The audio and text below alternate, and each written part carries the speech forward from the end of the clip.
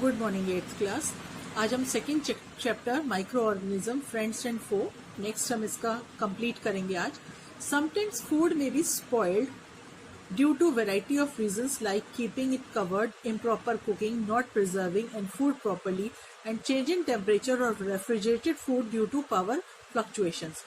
Micro organisms की वजह से कभी कभी फूड खराब हो जाती है। जैसा कि मैंने आपको बताया था कि फूड जब आपको जूम क्लास में मैंने ये समझा दिया था, तो यहाँ पर क्या होता है कि जब माइक्रो ऑर्गेनिजम्स होते हैं तो वो कभी कभी टॉक्सिक सब्सटेंस प्रोड्यूस करते हैं, जिसकी वजह से हमारी हेल्थ के लिए वो हार्मफुल होते हैं, और माइक्रो ऑर्गेनिज्म की वजह से फूड पॉइजनिंग होने का भी खतरा रहता है। तो इस तरीके से अगर फूड पॉइजनिंग होती है या माइक्रो ऑर्गेनिज्म की वजह से फूड स्पॉइलेज होता है तो स्टमक की प्रॉब्लम हो जाती है, vomiting, diarrhoea, headache, pain, fever. तो इससे बचाने के लिए हम क्या करते हैं, फूड को प्रिजर्व करके रखते हैं। कुछ जो बैक्टीरिया हैं जो फूड पॉइजनिंग करते हैं वो हैं साल्सामोनेला और स्टेफिलोकोकाई और कोलिस्ट्रिडम, और फंगी जो है जो फूड पॉइजनिंग करती है वो है अस्पैरजिलस एंड पेनिसिलियम। तो इसलिए इम्पॉर्टेंट है कि हम फूड को प्रिजर्व करके रखें। फूड प्रिजर्व करने के तरीके हैं, conditions are dry, temperature is low, temperature is high.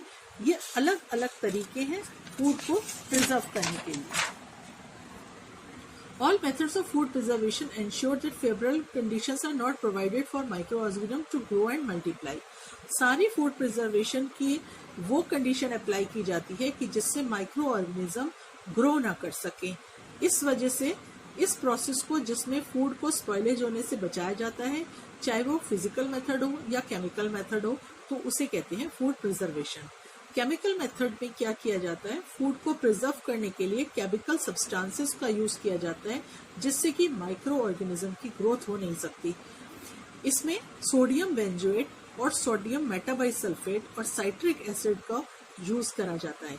अगर अचार डाले जाते हैं या फ्रूट जूसेस बनाए जाते हैं तो उसमें सोडियम बेंजोएट डाला जाता है कि अचार को बहुत दिनों तक प्रिजर्व करके रखा जा सके।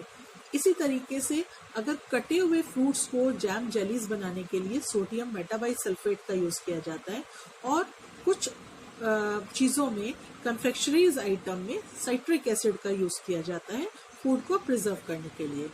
इसी तरीके से कॉमन सॉल्ट, जब भी कोई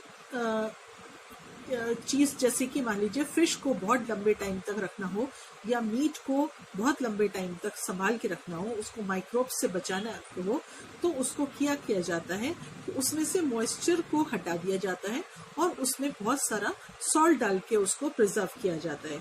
ऐसे ही आंवला और रॉ मैंगो और टैमरिंड को भी सॉल्ट डाल के प्रिजर्व किया जाता है। जैसे हमें सॉल्ट से प्रिजर्वेशन होती है, ऐसे ही शुगर से भी प्रिजर्वेशन होती है। जो हम जैम, जेली, स्क्वैशेस वगैरह बनाते हैं उसमें खूब सारा शुगर मिलाया जाता है। तो शुगर की वजह से जो माइक्रो ऑर्गेनिज्म की ग्रोथ है वो रिड्यूस हो जाती है और माइक्रो ऑर्गेनिज्म नहीं पैदा होते। उसके बाद preservation by oil and vinegar. कभी कभी जैसे देखिए कि हम पिकल वगैरह डालते हैं तो हम उसमें मस्टर्ड ऑयल डालते हैं, या किसी किसी चीज में हम विनेगर भी डालते हैं, जिसे हम सिरका बोलते हैं। तो हम फ्रूट्स और वेजिटेबल्स को प्रिजर्व करने के लिए या मीट और फिश को प्रिजर्व करने के लिए ऑयल और विनेगर का यूज करते हैं। एक मेथड है pasteurisation. Pasteurisation is a process for preservation of milk. इसमें क्या किया जाता है, मिल्क को 70 डिग्री सेंटीग्रेड पर 15 से 30 सेकंड के बीच में इसमें से बैक्टीरिया किल हो जाते हैं जब उसको बॉयल गर्म किया जाता है। उसके बाद उसको जल्दी से ठंडा कर दिया जाता है, 10 डिग्री सेंटीग्रेड पे ले आते हैं, और उसके बाद सारे जो बैक्टीरिया होते हैं उससे वो बच जाता है और उसको स्टोर कर दिया जाता है स्टेरलाइज बॉटल्स में या पाउचेस में स्टोर किया जाता है। तो अगर आपने देखा हो कि मदर डेयरी के जो पैक आते हैं या दूध की जो थैलियां आती हैं उनके ऊपर पास्चराइज्ड मिल्क लिखा होता है, जिसका मतलब होता है कि उनको विदाउट बॉइलिंग भी हम कंज्यूम करके रख सकते हैं, जो कि माइक्रो ऑर्गेनिज्म नहीं बनने देंगे। और ये मेथड जो है पास्चराइजेशन का मेथड, इससे इन्वेंट किया था लुइस पास्चर ने 1862 में। उसके बाद बाय कूलिंग और फ्रीजिंग। इसके अलावा भी एक मेथड है प्रिजर्वेशन का, जिसमें फ्रूट्स, वेजिटेबल को, मीट को, कुक फूड को लो टेम्परेचर में फ्रीजर में या डीप फ्रीजर में रखा जाता है। डीप फ्रीजर में या लो टेम्परेचर में रखने से भी जो माइक्रो ऑर्गेनिजम्स की ग्रोथ है वो कम हो जाती है या नहीं होती है। नेक्स्ट है बाय डिहाइड्रेशन। इसी तरीके से एक और मेथड है डिहाइड्रेशन। इसमें क्या किया जाता है कि खाने को खूब अच्छे से गर्म करके उसमें से सारे पानी को उड़ा दिया जाता है, तो उसके बाद उसको हम प्रिजर्व करके रख सकते हैं। जैसे व्हीट, राइस, पल्सेस एंड इनको सबको क्या किया जाता है, धूप में सुखाया जाता है। वेजिटेबल्स में कुछ कॉलीफ्लावर को, मेथी को हम लोग धूप में सुखा के लंबे समय तक उसका पाउडर बना के मेथी का, फिर हम उसको लंबे समय तक रख लेते हैं। तो ये फॉर्मूला होता है डिहाइड्रेशन का। इसी तरीके से आजकल क्या किया जाता है, ड्राई फ्रूट्स को और वेजिटेबल्स को सील्ड पैक में डाला जाता है, ताकि एयर टाइट पैक में आते हैं मार्केट में, परचेज हम करते हैं वहां से मार्केट से, जिससे कि वो एयर टाइट पैक की होने की वजह से माइक्रोब का अटैक उन पे नहीं हो पाता। प्रिजर्वेशन की क्या क्या एडवांटेजेस हैं? इससे जो सबसे पहली एडवांटेज है कि वेस्टेज ऑफ फूड नहीं होता। दूसरा, इसको हम लंबे समय तक स्टोर करके रख सकते हैं। तीसरा, प्रिजर्वेशन की वजह से न्यूट्रिशन वैल्यू जो होती है वो भी लंबे समय तक खाने में बनी रहती है। और लास्ट है कि इसमें जो अवेलेबिलिटी ऑफ फूड है वो कहीं पर भी किसी भी सीजन में हमें मिल सकती है। नेक्स्ट टॉपिक है आपका nitrogen cycle. Nitrogen is needed for the formation of protein, amino acid and nitronucleic acids. Nitrogen जो है वो जरूरी है। आपको पता है कि एयर में 78% नाइट्रोजन होती है, 12% ऑक्सीजन होती है, और उसके बाद 1% के करीब बाकी की गैसेस या वाटर वेपर वगैरह होता है। ये सब आपने 6th क्लास में पढ़ा है। तो जो नाइट्रोजन है वो प्रोटीन, एमिनो एसिड और न्यूक्लिक एसिड को फॉर्मेशन करने में काम आती है, और इसका सर्कुलेशन लिविंग थिंग्स और प्लांट्स और एनिमल्स में लगातार एयर, सॉइल एंड वाटर के थ्रू नाइट्रोजन साइकिल का प्रोसेस चलता रहता है। आपको पता है कि नाइट्रोजन साइकिल, जो नाइट्रोजन होती है वो लेग्यूमिनस प्लांट्स की नोड्यूल्स में होती है, जो कि रूट के अंदर रूट के साथ होते हैं, और वहां से जो नाइट्रोजन है वो प्लांट्स लेते हैं, और प्लांट्स से नाइट्रोजन हमारे पास डायरेक्टली आती है जब हम प्लांट्स को एब्जॉर्ब करते हैं, हम खाते हैं। तो जो ये इस तरीके का प्रोसेस है नाइट्रोजन साइकिल का, उसमें नाइट्रोजन फिक्सेशन, नाइट्रोजन एसिमाइलेशन, एमिनोफिकेशन और न्यूट्रिफिकेशन और डेंट्रिफिकेशन आता है। नाइट्रोजन फिक्सेशन का क्या मतलब है? The conversion of free atmospheric nitrogen into nitrogenous compound is called nitrogen fixation. Atmospheric से नाइट्रोजन का कन्वर्ट करके उसको नाइट्रोजन कंपाउंड्स को उसमें फिक्स करना कहलाता है नाइट्रोजन फिक्सेशन। ये होता है लाइटनिंग से। लाइटनिंग जो स्ट्राइक होती है, या नाइट्रोजन और ऑक्सीजन जो एटमॉस्फेयर में है वो एक दूसरे से रिएक्ट करके ऑक्साइड ऑफ नाइट्रोजन बनाते हैं, और उसके बाद रेन वाटर के साथ मिलकर वो बनाते हैं नाइट्रिक एसिड।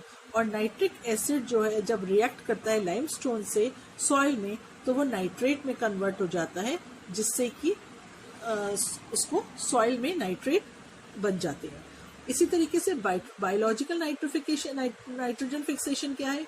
जो प्लांट्स लेग्यूमिनस प्लांट्स होते हैं, मतलब कि जिनमें पीज होते हैं, बीन्स होते हैं, इस तरह के प्लांट्स की जो रूट्स होती हैं उनमें राइजोबियम बैक्टीरिया होता है, जो कि सॉइल में नाइट्रोजन कंपाउंड को कन्वर्ट करता है और उसके साथ साथ नाइट्रोजन को नाइट्रेट में चेंज करता है।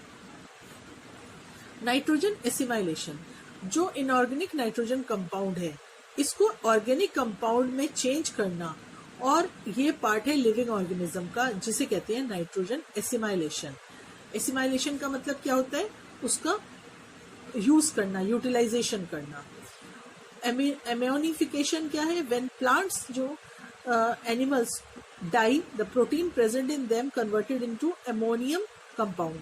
जब प्लांट्स और जो एनिमल्स होते हैं वो डेड हो जाते हैं, तो उसके अंदर जो अमोनियम कंपाउंड होता है वो क्या करता है?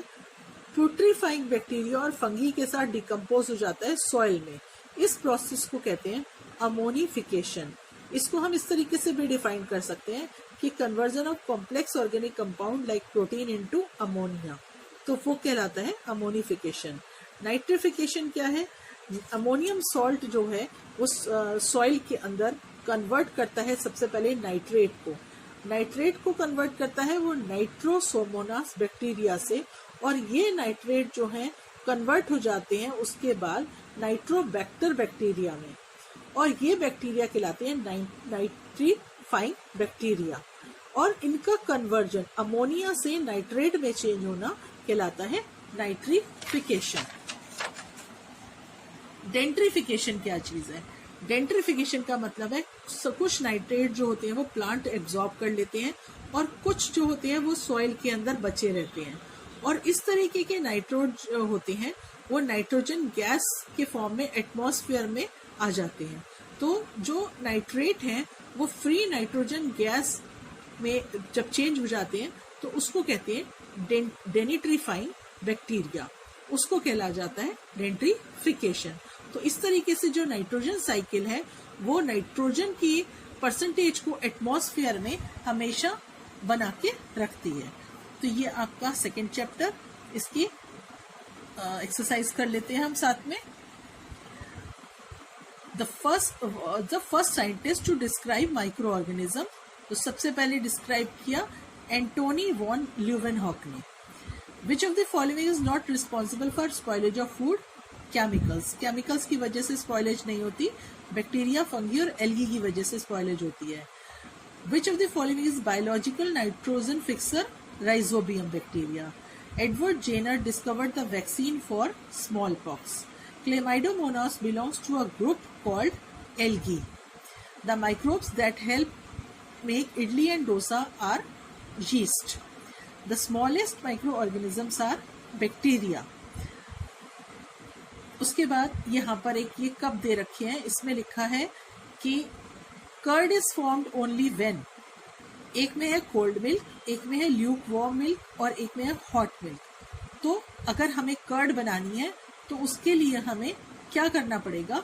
हमें ल्यूक वार्म मिल्क के अंदर कर्ड को मिक्स करना पड़ेगा।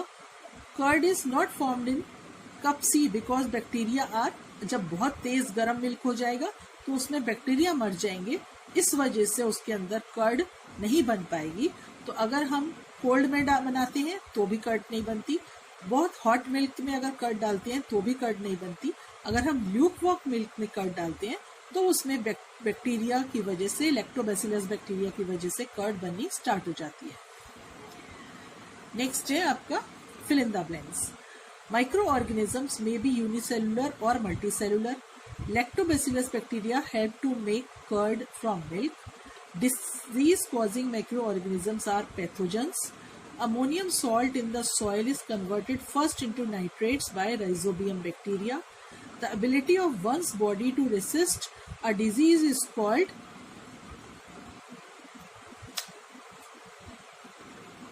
ये मैं आपको अभी देख के बताती हूँ बेटा। Salting draws out water from food. Nitrates in the soil are converted by Pseudomonas bacteria into nitrogen gas. The process of preventing food spoilage by chemical or physical method is called preservation. ये आपको मैं question answers में इसको दे दूंगी। Next आपकी PDF आपको इसी के साथ मिल जाएगी।